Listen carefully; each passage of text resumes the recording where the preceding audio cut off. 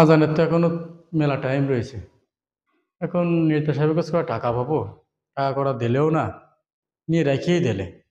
অনেকদিন সালাম তো কিছু বললে না। মজ্জেন মানুষ, কষ্টের টাকা। যাই দেখি কি বলে এখন।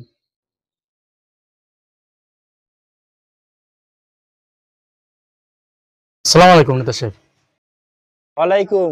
কি অবস্থা মহাজন সাহেব? নেতা সাহেব, আমি তো আপনার কাছে আসছিলাম। সে তো বুঝলাম, তা কি খবর, কি অবস্থা? নেতা সাহেব, আপনি আমার কাছ থেকে কয় মাস আগে 20,000 টাকা ধার নিয়েছিলেন। টাকাটা তো দিলেন না। টাকাটা দিলে আমার খুব উপকার হতো।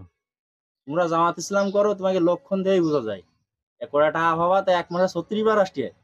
নেতা সাহেব, এই 1 মাস ধরে আপনার কাছে আসছি, আপনি বারবার দিন দিচ্ছেন আর ফেরাই দিচ্ছেন।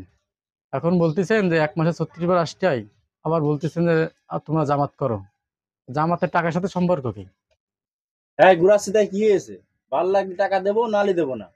তোমরা জামাত ইসলাম করো, কোনো কথা বলতে পারো না, কুপায় বলে একবারে বাস করে ছেড়ে দেবো।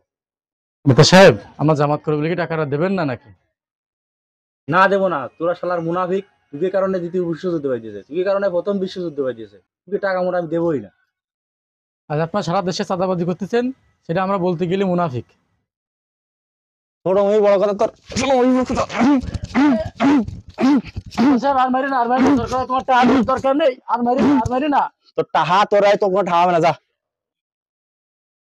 নেতা সাহেব, এর একদিন বিচার হবে, আমি চলে যাচ্ছি তাহলে।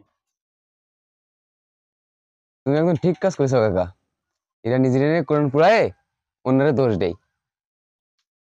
হ্যাঁ, কথা একদম রাইট কইছাও। এরা সব মুনাফিকের দল। শালারা কুরআন প্রতিষ্ঠিত করবে, ইগে সব বাংলার মাটিতে খেদাই দেওয়া উচিত। হ্যাঁ কাকা, কথাটা একদম রাইট। তো আজকে ভিডিও এই পর্যন্ত। তোমরা যারা নেতারা এই ধরনের কথা বলে মিডিয়ার সামনে ভাইরাল হওয়ার চিন্তা ভাবনা করতে চাও, তোমাদের হুঁশিয়ারি করে দিতে চাই, যখন রাজপথে নামবো তখন কিন্তু শেখ হাসিনা পালানোর সময় হয়েছে, তোমরা কিন্তু পাবা না। তো কঠোর হুঁশিয়ারি করে দিতে চাই, এ ধরনের কথা থেকে তোমরা বিরত থাকো। জামাত ইসলাম এদেশের শান্তি প্রতিষ্ঠা করতে চাই এবং তারা কোরআনের আইন দিয়ে দেশ গড়তে চায়।